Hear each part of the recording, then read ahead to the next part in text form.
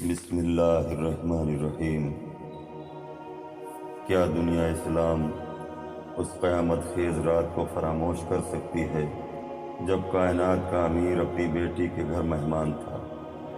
اور بیٹی نے افطار میں دودھ اور نمک لا کر حاضر کیا تو فرمایا، میری لال ام کلثوم، تجھے معلوم ہے کہ تیرے باپ نے ایک وقت میں 2 غذائیں نہیں کھائی ہیں، بیٹی دودھ کا پیالہ اٹھا لو۔ کسے معلوم تھا کہ مولا نے دودھ کا پیالہ کیوں اٹھوا دیا؟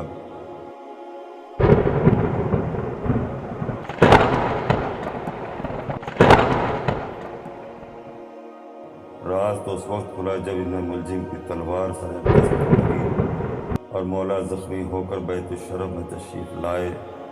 اور جراح نے زخم سر دے کر دودھ تجویز کیا۔ 19ویں شب افطار سے فارغ ہونے کے بعد مولا کا یہ عالم تھا کہ بار بار حجرہ عبادت میں تشریف لے جاتے تھے اور نکل آتے تھے اور فرماتے تھے، بے شک یہ وہی رات ہے۔ بیٹی نے گھبرا کر پوچھا، بابا جان یہ کون سی رات ہے؟ فرمایا، میری بیٹی، یہ میری اور تیری جدائی کی رات ہے۔ یہ وہ رات ہے جس کی پیغمبر اسلام خبر دے گئے ہیں، جس کے بعد مجھے بارگاہ الہی میں حاضر ہونا ہے۔ بیٹی دیکھ، تیرا باپ کس طرح لرز رہا ہے۔ آج مجھے دنیا کے کسی بہادر سے مقابلہ نہیں کرنا ہے، آج مجھے رب العالمین کی بارگاہ میں جانا ہے۔ رات گزرتی رہی، سحر کا ہنگام آیا، تجدید وضو فرما کر گھر سے باہر نکلنے کا قصد کیا۔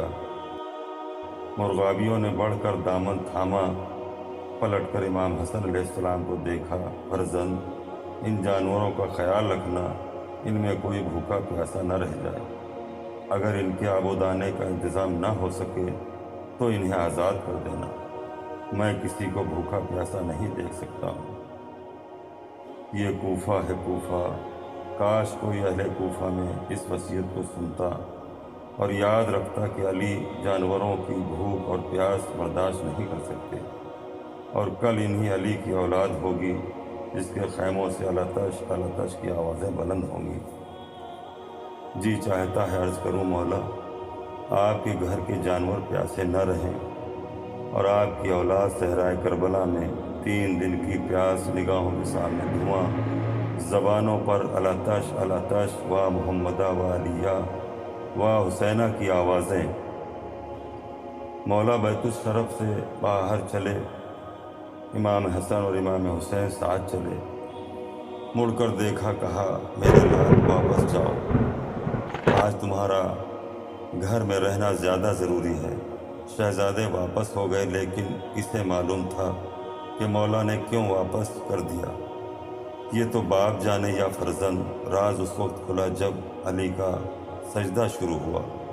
اور ابن ملجم کی تلوار لگی، فضا میں قد قتل امیر المومنین کی آواز گونجی،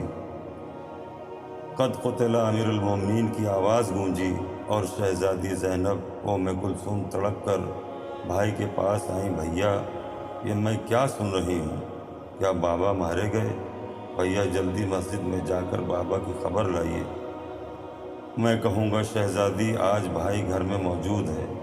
باپ کی خبر گیری کے لیے بھیج دیجیے۔ لیکن بی بی،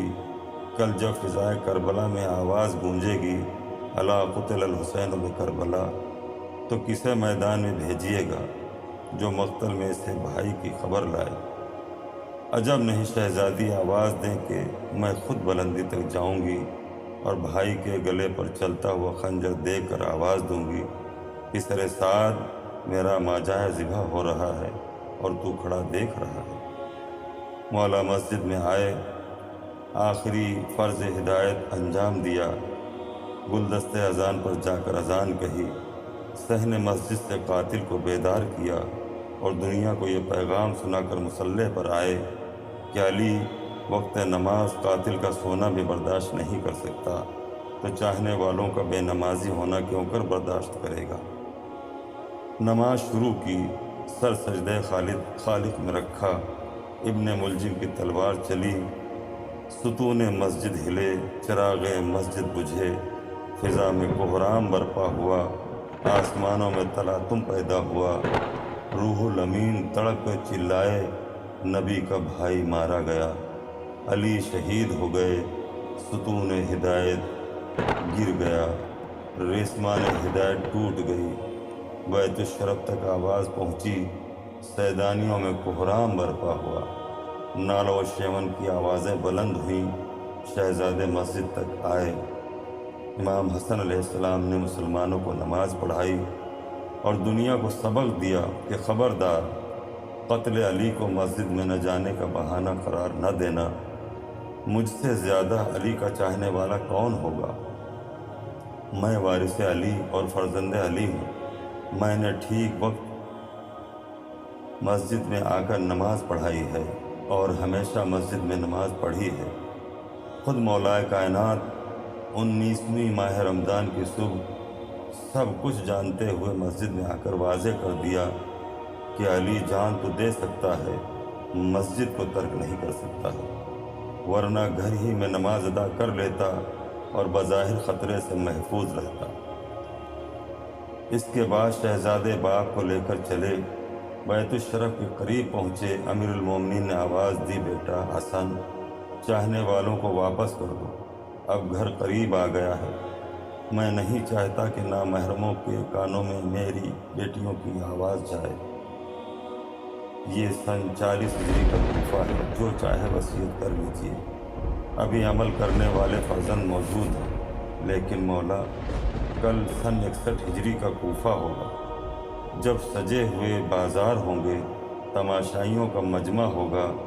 بلوائیوں کا ہجوم ہوگا، ہر طرف آئینہ بندی ہوگی، جشن کا سامان ہوگا، اور اس عالم میں آپ کی بیٹیاں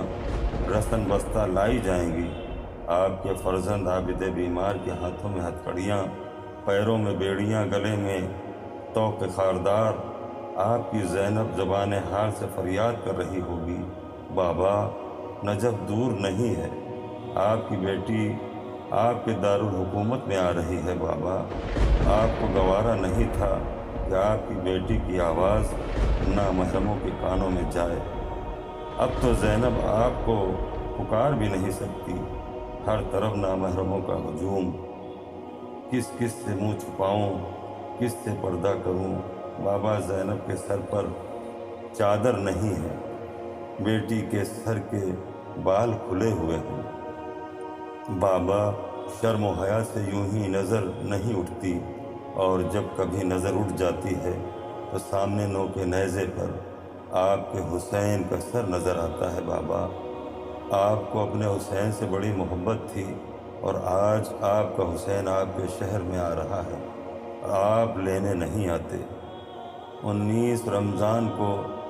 آپ اپنی بیٹی ام کلثوم کے گھر مہمان تھے، اور آج ام کلثوم آپ کے گھر مہمان بن کے آئی ہے،